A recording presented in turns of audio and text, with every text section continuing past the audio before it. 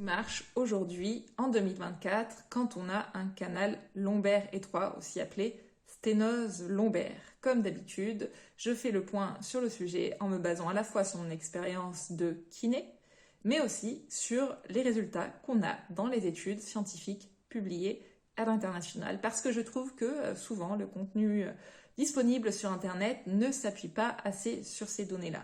Alors je le fais en vidéo, mais je trouve qu'on est toujours plus précis, factuel par écrit. C'est pour ça que toutes mes vidéos s'appuient sur des articles que je fais pour mon site internet kinédarbois.fr et vous retrouverez bien sûr le lien sous cette vidéo vers l'article complet avec notamment les références des études sur lesquelles je m'appuie si vous souhaitez vérifier aussi la qualité des informations que je vous donne. L'article est bien sûr accessible gratuitement en ligne tout le temps 24 heures sur 24. Donc je vous invite à vous y référer pour avoir plus de détails, plus de précision. Maintenant, je vais vous résumer un petit peu les grandes lignes qui me semblent intéressantes à connaître à ce sujet. Donc déjà, qu'est-ce que c'est concrètement un canal lombaire étroit? Qu'est-ce qu'on appelle comme ça? Donc c'est tout à simplement le fait que, vous le savez sûrement, tout le long du dos des vertèbres qui partent du cou jusqu'en bas des fesses, on a donc nos vertèbres et entre nos vertèbres, au milieu, passe ce qu'on appelle la moelle épinière, qui est donc un ensemble de cellules nerveuses desquelles partent tout le long de nos vertèbres des nerfs aux différents endroits. Et cette moelle épinière et les nerfs qui en partent, elles passent donc dans ce qu'on appelle un canal, tout simplement, qui permet de la faire passer.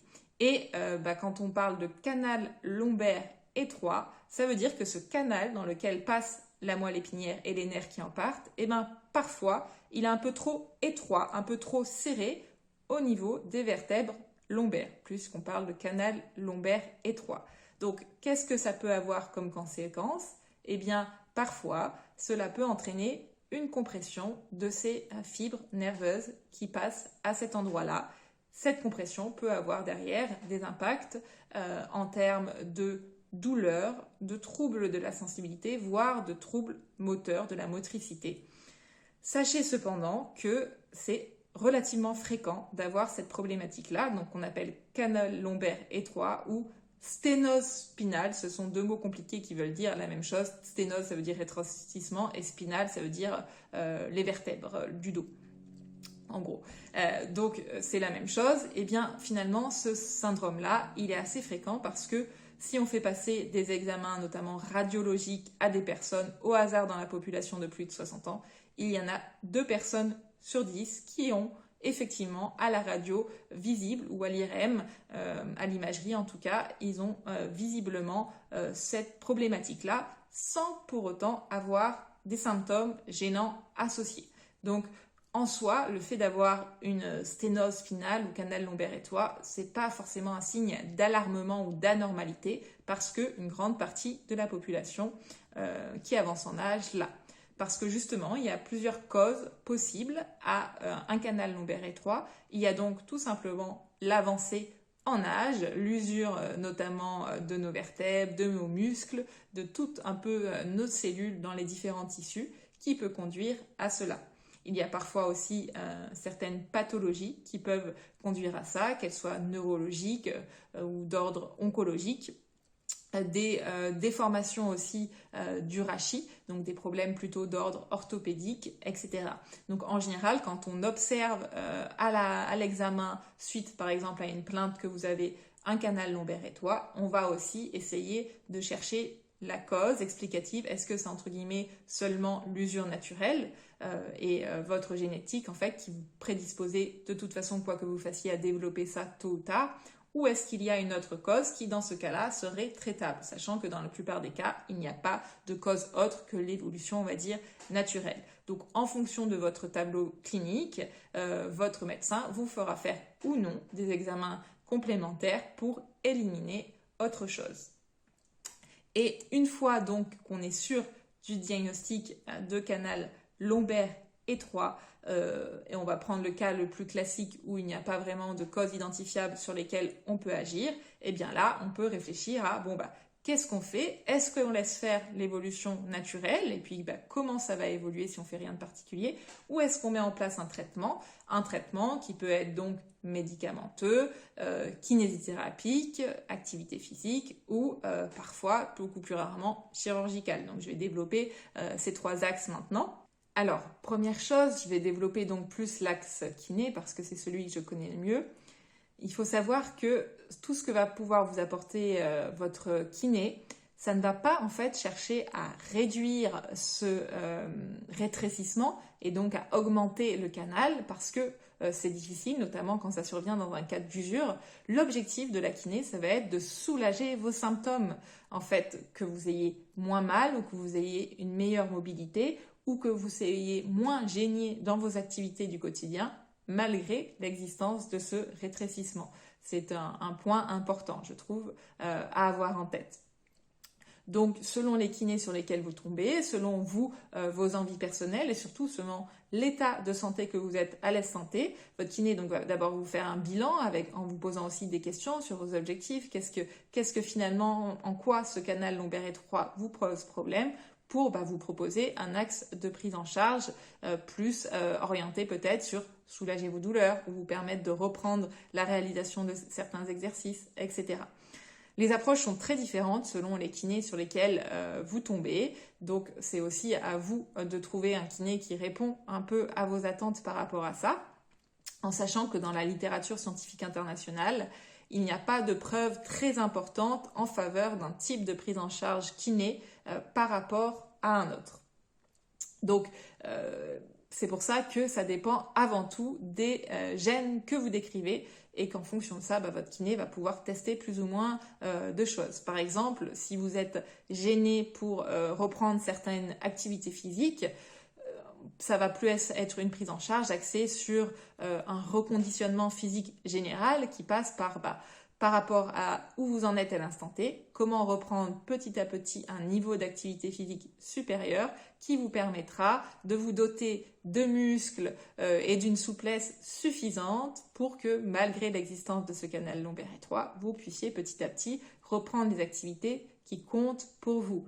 Même chose par exemple pour les étirements. En soi, l'idée c'est pas d'agir sur le canal lombaire étroit en vous étirant, mais c'est de retrouver peut-être une souplesse manquante ou de soulager un peu vos douleurs parce que vous retrouverez une meilleure mobilité. J'espère que je suis claire et que vous comprenez à peu près l'idée. Ensuite, bien sûr, si vous êtes vraiment en recherche de solutions contre la douleur, votre kiné pourra vous proposer des moyens antalgiques type le TENS, le massage, etc.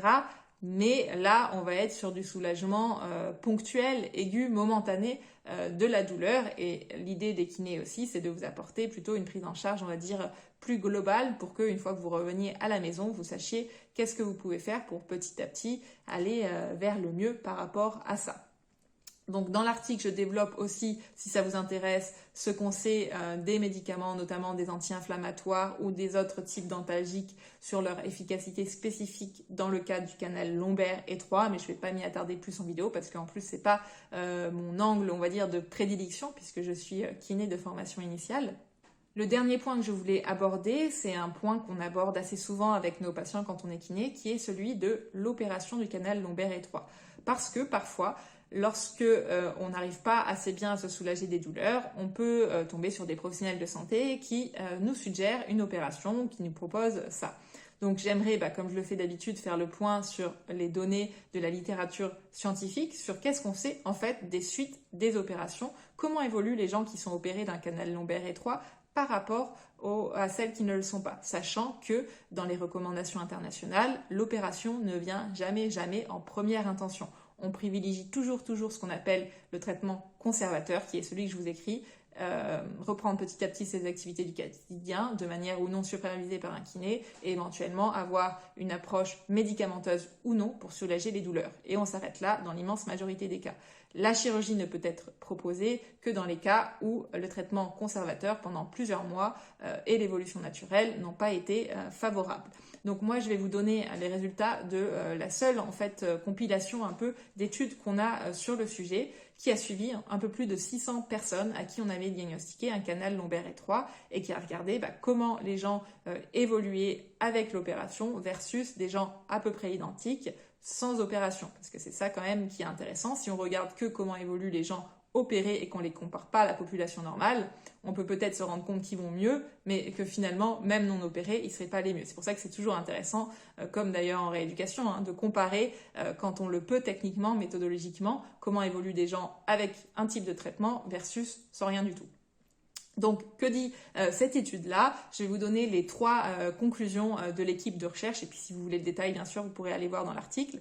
Donc, premier point, c'est nous avons très peu de confiance pour conclure si le traitement chirurgical ou une approche conservatrice est préférable pour le canal lombaire étroit. Ça, c'est le premier point.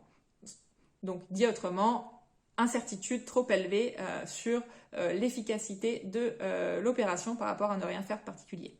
Deuxième point que conclut, c'est que 1 personne sur 10 à 2 personnes sur 10 opérées ont eu au moins un effet secondaire. 1 personne sur 10 à 2 personnes sur 10 ont eu au moins un effet secondaire. Ces effets secondaires sont un de ceux de la liste suivante: une fracture, une ischémie coronarienne, une détresse respiratoire, un hématome, un accident vasculaire cérébral, un risque de réintervention et un décès dû à un œdème pulmonaire. En revanche, aucun effet secondaire n'a été relaté pour le traitement conservateur. Donc, bien sûr, n'importe quel traitement peut induire des effets secondaires, mais ce que relèvent les chercheurs de cette étude, c'est qu'il y a quand même un risque, notamment lié à l'anesthésie, mais aussi à l'intervention chirurgicale en elle-même, d'avoir recours à cette opération. Enfin, 3e point dont conclut l'équipe de recherche, c'est qu'aucun bénéfice clair n'a été observé avec la chirurgie par rapport au traitement non chirurgical. Donc moi, l'idée avec ça, c'est pas de vous dire il faut surtout pas vous faire opérer, c'est juste, comme toujours en fait, de peser la balance bénéfice-risque général qu'on sait, qui est décrite notamment dans cette étude, par rapport à vous, votre situation actuelle, ce que vous avez déjà testé et comment vous envisagez ces risques-là, qui restent quand même mineurs et moins fréquents, au regard des bénéfices qui sont à l'heure d'aujourd'hui incertains concernant l'efficacité de cette opération. Donc n'hésitez pas bien sûr à en parler avec vos professionnels de santé du terrain qui vous connaissent, votre kiné, votre médecin généraliste, votre chirurgien ou chirurgienne. Je trouve que c'est toujours intéressant quand on hésite à se faire opérer de parler avec quelqu'un qui n'est pas chirurgien ou chirurgienne pour avoir tout simplement un autre regard sur la question. Voilà pour ce que je voulais vous dire sur le sujet. Si vous avez des questions, des remarques, n'hésitez pas en commentaire. Si je peux y répondre sans connaître votre cas personnel, j'essaierai de le faire. À bientôt.